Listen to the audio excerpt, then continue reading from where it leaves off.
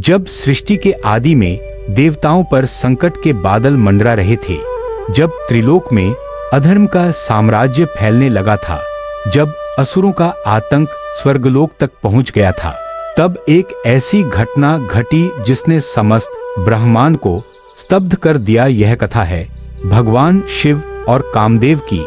यह कथा है प्रेम और तपस्या की। यह कथा है उस क्षण की जब स्वयं प्रेम के देवता भस्म हो गए थे। इस कथा को समझने के लिए हमें उन प्राचीन युगों में लौटना होगा जब देवताओं और असुरों के बीच अस्तित्व का युद्ध चल रहा था। उन दिनों तारकासुर नामक एक महाप्रतापी असुर ने अपनी घोर तपस्या से ब्रह्मदेव को प्रसन्न कर लिया था। जब ब्रह्मदेव ने प्रकट होकर वरदान मांगने को कहा तो तारकासुर ने अत्यंत चतुराई से एक ऐसा वरदान मांगा जो उसे लगभग अमर बना देता। उसने कहा कि उसकी मृत्यु केवल भगवान शिव के पुत्र के हाथों ही हो सकती है। तारकासुर जानता था कि भगवान शिव तो महायोगी हैं। वे समाधि में लीन रहते हैं। उनका विवाह नहीं हुआ है और न ही उनकी कोई संतान है। इस प्रकार उसने अपनी मृत्यु को असंभव बना दिया था। वरदान पाकर तारकासुर ने त्रिलोक में आतंक मचाना शुरू कर दिया। उसने देवताओं को स्वर्ग से खदेड़ दिया, यज्ञों को विध्वंस किया, ऋषि मुनियों की तपस्या भंग की और पृथ्वी पर अधर्म का साम्राज्य स्थापित कर दिया। देवता असहाय थे क्योंकि वे जानते थे कि तारकासुर का वध केवल भगवान शिव के पुत्र ही कर सकते हैं। परंतु भगवान शिव तो कैलाश पर्वत पर गहन समाधि में लीन थे। उनकी चेतना इस सांसारिक जगत से पूर्णतया परे थी। देवताओं ने अनेक प्रयास किए। उन्होंने भगवान विष्णु से प्रार्थना की। वे ब्रह्मदेव के पास गए, किंतु सभी का एक ही उत्तर था कि भगवान शिव की समाधि भंग करना असंभव है और उनका विवाह कराना तो और भी कठिन। तब महर्षि नारद ने एक उपाय सुझाया। उन्होंने बताया कि देवी सती का पुनर्जन्म हिमालय राज की पुत्री पार्वती के रूप में हो चुका है। वे ही भगवान शिव की अर्धांगिनी बन सकती हैं, किंतु इसके लिए भगवान शिव की समाधि भंग करनी होगी और उनके हृदय में प्रेम का संचार करना होगा। परंतु यह कार्य इतना सरल नहीं था। भगवान शिव महायोगी थे। वे वैराग्य के सागर में डूबे हुए थे। उनकी समाधि इतनी गहरी थी कि समस्त जगत उनके लिए मिथ्या था। उनके हृदय में प्रेम जगाना, उन्हें सांसारिक बंधनों में बांधना, यह तो लगभग असंभव प्रतीत होता था। तब देवताओं को स्मरण आया कामदेव का, जो प्रेम और आकर्षण के देवता थे। केवल कामदेव ही ऐसे थे जो किसी के भी हृदय में प्रेम उत्पन्न कर सकते थे। उनके पास पुष्प बाणों का दिव्य धनुष था, जिसकी मार से कोई भी प्राणी प्रेम में पड़ सकता था। देवराज इंद्र स्वयं कामदेव के पास गए। उन्होंने समस्त स्थिति स्पष्ट की और कामदेव से निवेदन किया कि वे भगवान शिव पर अपने पुष्प बाण चलाए ताकि उनके हृदय में पार्वती के प्रति प्रेम जाग सके। कामदेव यह सुनकर घबरा गए। वे जानते थे कि भगवान शिव कोई साधारण देवता नहीं है। वे त्रिदेव में से एक हैं। वे संहारक हैं। वे महाकाल हैं। उन पर बाण चलाना अत्यंत खतरनाक हो सकता था।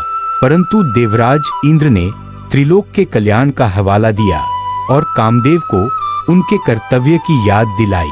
कामदेव की पत्नी रति भी उनके साथ थी। जब कामदेव ने अपनी आशंकाएं व्यक्त की तो रति ने उन्हें साहस दिया, परंतु उनके हृदय में भी भय था, क्योंकि वे जानती थीं कि भगवान शिव का क्रोध कितना भयंकर हो सकता है। फिर भी लोक कल्याण के लिए, देवताओं की रक्षा के लिए, धर्म की स्थापना के लिए कामदेव ने यह दुष्कर कार्य स्वीकार कर लिया।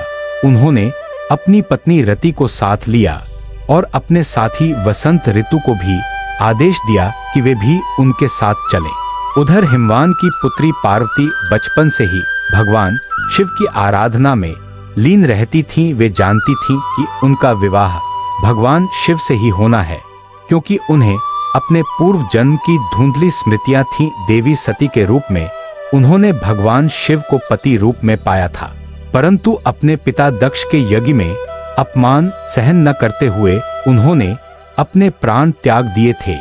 अब इस जन्म में भी वे भगवान शिव को ही पाना चाहती थी। उन्होंने कठोर तपस्या करने का निश्चय किया। वे वनों में जाकर नदियों के तट पर पर्वतों की कंदराओं में घोर तप करने लगी। वे भूखी रहती, जल भी न ग्रहण करती और केवल भगवान शिव का ध्यान करती रहती। महर्षि नारद ने जब यह देखा तो वे हिमालय के पास गए और उन्हें सुझाव दिया कि पार्वती को कैलाश पर्वत पर भगवान शिव की सेवा में भेजा जाए।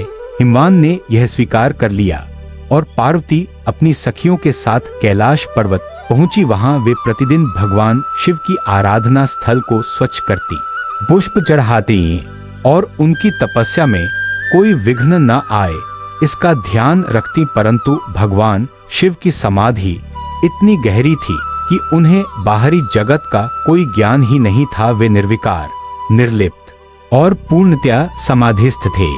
इसी समय कामदेव अपनी पत्नी रति और वसंत ऋतु के साथ कैलाश पर्वत पर पहुंचे। वसंत ऋतु ने अपना प्रभाव फैलाना शुरू किया। कैलाश पर्वत जो सदैव हिम से आच्छादित रहता था, अचानक पुष्पों से सज गया। वृक्षों पर नए पत्ते आने लगे, पक्षी मधुर गीत गाने लगे, सुगंधित हवाएं बहने लगी और समस्त वातावरण में एक मादकता छा गई। यह वसंत का चमत्कार था, परंतु भगवान शिव पर इसका कोई प्रभाव नहीं पड़ा। वे अपनी समाधि में वैसे ही स्थिर रहे। कामदेव ने अपना दिव्य धनुष उठाया जो पुष्पों से बना था। उनके तरकश में 5 विशेष बाण थे जो विभिन्न भावनाओं को जागृत करते थे। ये बाण थे हर्षण, रोचन, मोहन, शोषण और मारण। कामदेव ने सोचा कि मोहन बाण भगवान शिव पर चलाना सबसे उचित रहेगा। वे धीरे धीरे भगवान शिव के समीप पहुंचे। उन्होंने अपने धनुष पर मोहन बाण चढ़ाया और प्रतीक्षा करने लगे कि वह क्षण आए जब भगवान शिव की समाधि में थोड़ी सी भी शिथिलता आए। उसी समय पार्वती अपनी सखियों के साथ वहां पहुंची। उनका रूप अत्यंत मनमोहक था। वसंत के प्रभाव से समस्त वातावरण श्रृंगारिक हो गया था। पार्वती ने भगवान शिव को प्रणाम किया और पुष्प चढ़ाने लगी। ठीक उसी क्षण भगवान शिव की समाधि में थोड़ी सी हलचल हुई। उनकी पलकें थोड़ी कांपी। यह वह क्षण था जिसकी प्रतीक्षा कामदेव कर रहे थे। उन्होंने तुरंत अपना मोहन बाण चला दिया। बाण भगवान शिव के हृदय में जा लगा। उस क्षण एक विचित्र घटना घटी। भगवान शिव की समाधि टूट गई, उनकी आंखें खुल गईं और उन्होंने पार्वती को देखा। एक क्षण के लिए उनके मन में एक अज्ञात भाव उत्पन्न हुआ, परंतु अगले ही पल उन्हें एहसास हुआ कि यह क्या हो गया। उन्हें समझ आ गया कि उनकी समाधि में किसी ने विघ्न डाला है। उनकी दृष्टि चारों ओर घूमी और उन्होंने कामदेव को वसंत का प्रभाव फैला हुआ है। भगवान शिव को क्रोध आ गया। उन्हें यह स्वीकार नहीं था कि किसी ने उनकी तपस्या भंग करने का साहस किया। उनकी तीसरी आंख खुलने लगी, वह आंख जो संहार की प्रतीक थी, वह आंख जिसकी ज्वाला से कुछ भी भस्म हो सकता था। कामदेव समझ गए कि उन्होंने भयंकर भूल कर दी है। उन्होंने तुरंत अपना धनुष नीचे रख दिया और भगवान शिव से क्षमा मांगने लगे, परंतु भगवान शिव का क्रोध इतना प्रचंड था कि उनकी तीसरी आंख पूरी तरह खुल गई। उस आंख से एक भयंकर ज्वाला निकली। वह ज्वाला सीधे कामदेव पर गिरी। कामदेव के पास बचने का कोई उपाय नहीं था। वह ज्वाला इतनी प्रचंड थी कि कामदेव का शरीर तत्काल भस्म हो गया। वे राख का एक ढेर मात्र रह गए। रति चीख पड़ी। वे अपने पति के शरीर की राख को देख विलाप करने लगी। देवता भयभीत हो गए। पार्वती भी यह दृश्य देख स्तब्ध रह गईं। वसंत ऋतु का प्रभाव। रति ने भगवान शिव के चरणों में गिरकर अपने पति को जीवित करने की प्रार्थना की। वे विलाप करती रहीं और कहती रहीं कि उनके पति ने तो केवल देवताओं के आदेश का पालन किया था, यह उनका अपराध नहीं था, परंतु भगवान शिव अपने क्रोध में थे। उन्होंने रति से कहा कि कामदेव ने अपराध किया है और उन्हें उसका दंड मिल चुका है। तुम्हारा पति अब अशरीर हो गया है। वह केवल भाव रूप में ही रहेगा, उसका कोई मूर्त रूप नहीं होगा। इसीलिए कामदेव को अनंग भी कहा जाने लगा, जिसका अर्थ है बिना शरीर वाला। भगवान शिव पुनः समाधि में लीन होने लगे, परंतु इस घटना ने उनके मन पर गहरा प्रभाव छोड़ा था। उन्हें एहसास हो गया था कि वे सांसारिक कर्तव्यों से पूर्णतया मुक्त नहीं हो सकते। उन्होंने देखा कि पार्वती कितनी श्रद्धा से उनकी सेवा कर रही हैं। उन्हें देवी सती की याद आई, परंतु वे फिर भी अपनी समाधि में लीन हो गए। पार्वती निराश हो गई। उन्होंने सोचा कि अब भगवान शिव कभी। पार्वती ने वन में जाकर ऐसी तपस्या शुरू की जो अत्यंत कठोर थी। वे भोजन त्याग दिया, जल भी नहीं पीती थी, केवल वायु पर निर्भर रहने लगी। वे ग्रीष्म की तपती धूप में खड़ी रहती, वर्षा में भीगती रहती, शीत में कांपती रहती, परंतु अपनी तपस्या नहीं छोड़ती थी। उनकी तपस्या इतनी प्रचंड थी कि समस्त ब्रह्मांड में उसकी तपिश महसूस होने लगी। देवताओं को भय होने लगा कि कहीं पार्वती की तपस्या से कोई प्रलय ना आ जाए। भगवान शिव ने जब यह देखा तो वे समझ गए कि पार्वती कोई साधारण स्त्री नहीं है। उनकी तपस्या, उनकी निष्ठा, उनकी श्रद्धा ने भगवान शिव के हृदय को छू लिया। उन्हें याद आया कि देवी सती ने भी उनके लिए अपने प्राण त्याग दिए थे। पार्वती उन्हीं देवी सती का पुनर्जन्म थी। भगवान शिव ने निश्चय किया कि वे पार्वती की परीक्षा लेंगे। भगवान शिव ने एक वृद्ध ब्राह्मण का रूप धारण किया और पार्वती के पास गए।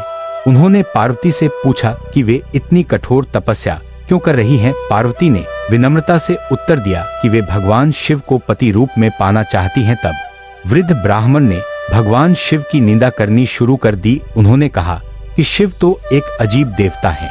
वे श्मशान में रहते हैं, भूत प्रेतों के साथ नृत्य करते हैं, उनके गले में सांप लिपटे रहते हैं, वे भस्म लगाए रहते हैं। तुम जैसी सुंदर कन्या को ऐसे पति की क्या आवश्यकता है? तुम किसी और देवता को पति बनाओ। पार्वती को क्रोध आ गया। उन्होंने कहा कि वे भगवान शिव के विषय में एक भी अपशब्द सहन नहीं करेंगी। भगवान शिव परमात्मा हैं, वे सर्वशक्तिमान हैं, वे त्रिदेव में से एक हैं। उनके रूप रंग या रहन सहन से कोई अंतर नहीं पड़ता। वे परम कल्याणकारी हैं, वे भोले हैं, वे दयालु हैं। पार्वती की इस भक्ति और निष्ठा को देखकर भगवान शिव प्रसन्न हो गए। उन्होंने अपना वास्तविक रूप प्रकट किया और पार्वती को आशीर्वाद दिया। भगवान शिव ने कहा कि तुम्हारी तपस्या, तुम्हारी श्रद्धा और तुम्हारी निष्ठा ने मुझे प्रभावित किया है।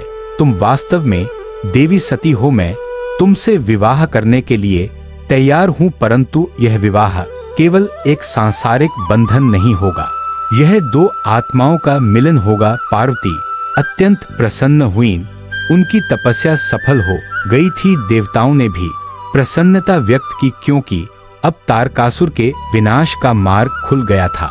विवाह की तैयारियां शुरू हुईं। हिमालय राज ने अपनी पुत्री के विवाह के लिए भव्य आयोजन किया। समस्त देवता, ऋषि मुनि, गंधर्व, यक्ष, किन्नर सभी इस विवाह में सम्मिलित हुए। भगवान विष्णु और ब्रह्मदेव स्वयं उपस्थित थे। यह विवाह अत्यंत दिव्य था।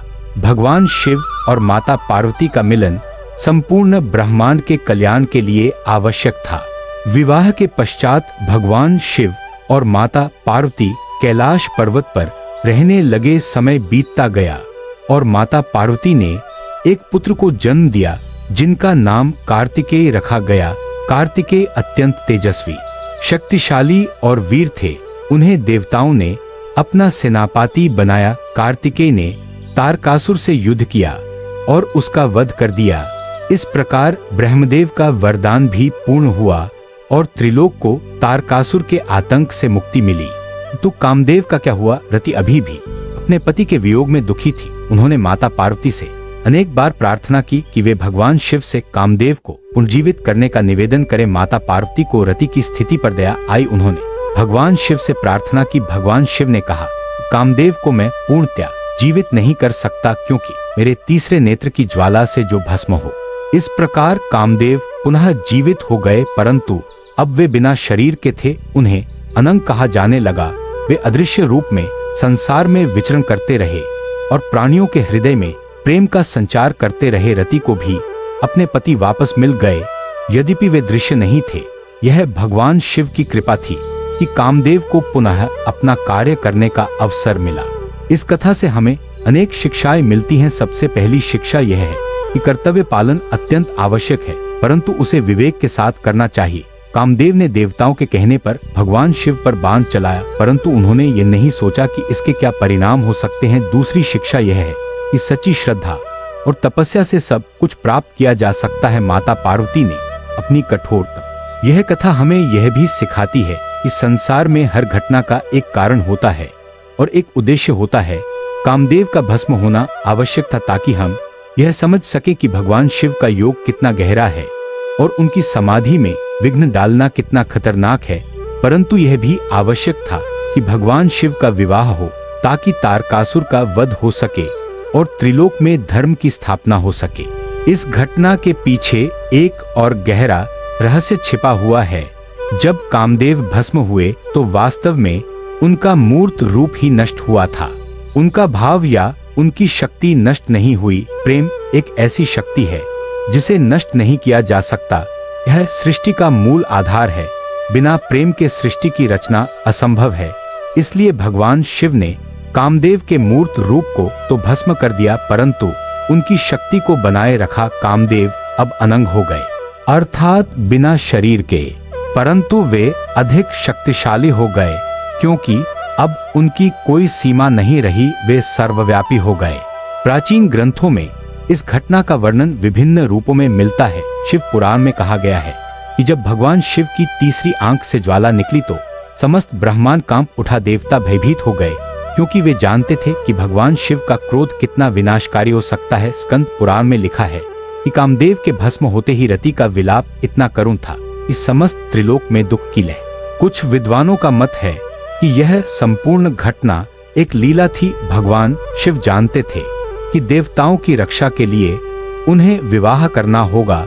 वे यह भी जानते थे कि माता पार्वती देवी सती का ही रूप हैं, परंतु वे यह भी चाहते थे कि माता पार्वती की परीक्षा हो, उनकी तपस्या और श्रद्धा प्रमाणित हो।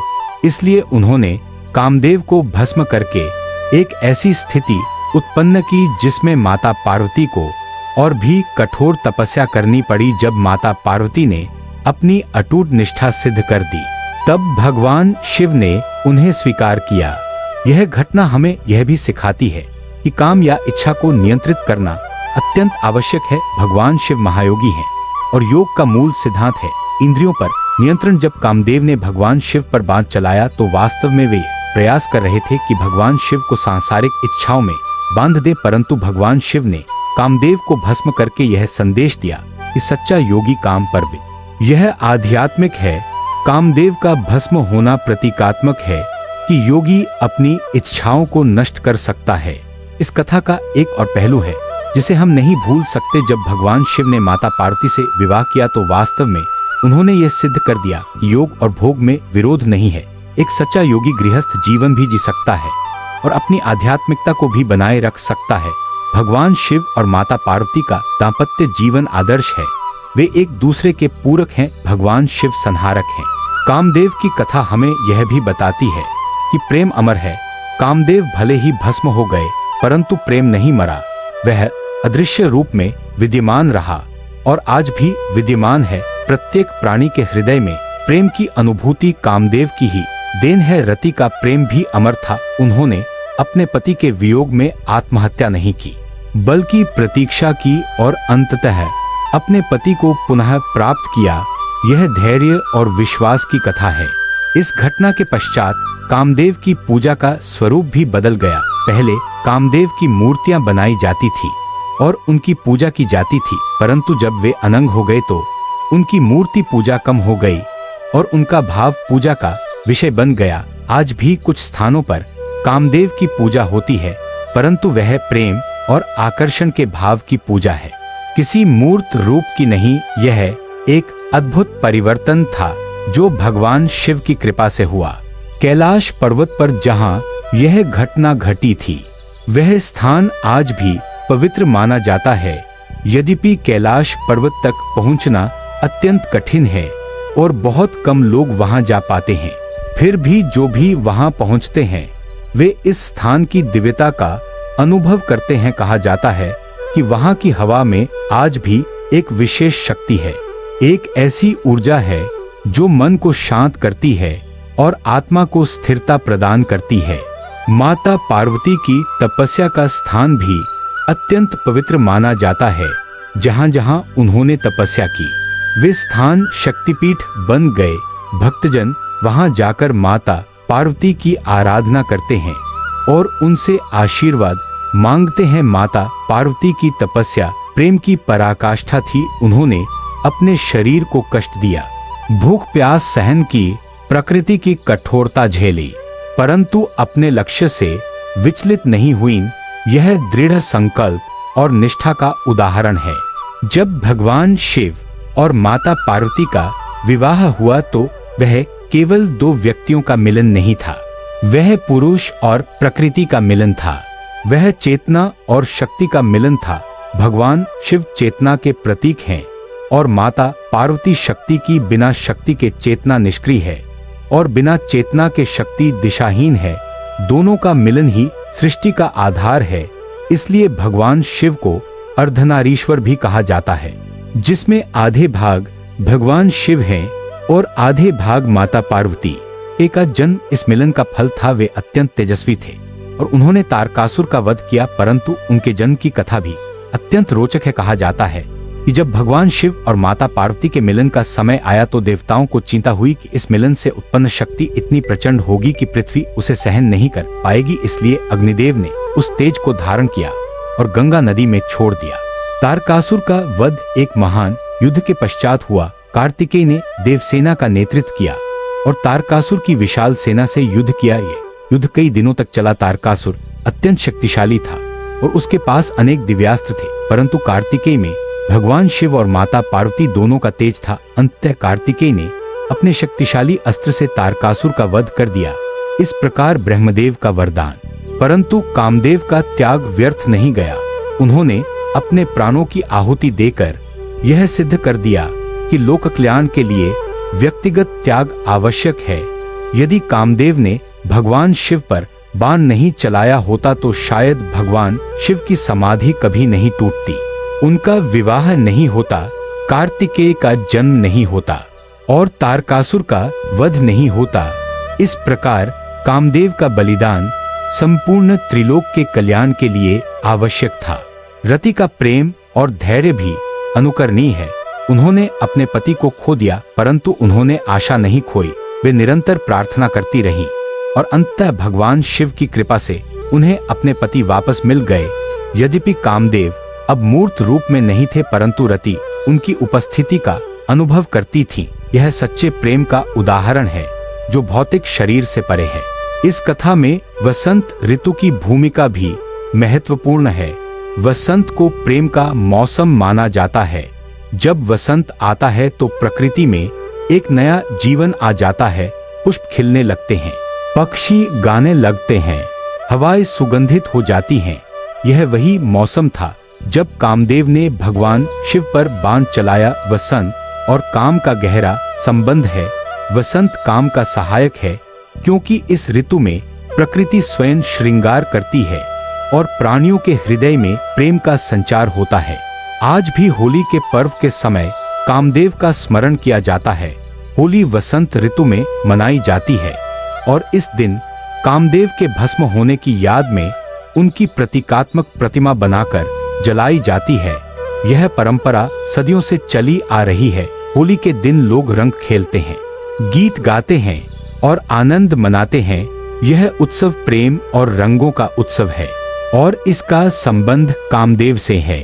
भगवान शिव की तीसरी आंख की कथा भी अत्यंत रहस्यमय है। कहा जाता है कि यह आंख ज्ञान और विनाश दोनों की प्रतीक है। जब यह आंख खुलती है तो जो कुछ भी इसके सामने होता है वह भस्म हो जाता है, परंतु यह भस्मीकरण केवल भौतिक नहीं है, यह आध्यात्मिक भी है। जब साधक की आज्ञा चक्र में स्थित तीसरा नेत्र जागृत होता है तो उसकी सभी सांसारिक इच्छाएं नष्ट हो जाती हैं और वह परम ज्ञान को प्राप्त करता है। कामदेव का भस्म होना इसी का प्रतीक है। माता पार्वती की भूमिका इस कथा में केंद्रीय है। वे ही वह शक्ति थी जिसने भगवान शिव को समाधि से बाहर लाया।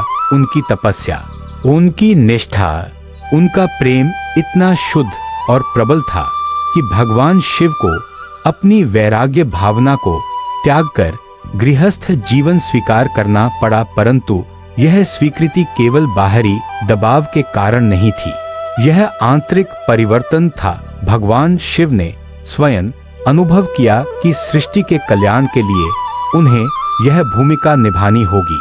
देवताओं की चिंता और उनका प्रयास भी इस कथा का महत्वपूर्ण अंग है। जब तारकासुर का आतंक बढ़ा तो देवता असहाय हो गए। उन्हें समझ नहीं आया कि क्या करे। तब उन्होंने मिलकर योजना बनाई और कामदेव से यह कठिन कार्य करने का निवेदन किया। देवता जानते थे यह कार्य अत्यंत जोखिम भरा है, परंतु उनके पास कोई विकल्प नहीं था। यह सामूहिक प्रयास था जिसमें सभी ने अपना, इंद्र ने नेतृत्व किया और कामदेव ने साहस दिखाया। इस संपूर्ण कथा में एक गहरा दार्शनिक संदेश छिपा है। जीवन में कभी कभी हमें ऐसे कार्य करने पड़ते हैं जो कठिन और जोखिम भरे होते हैं, परंतु लोक कल्याण के लिए आवश्यक होते हैं।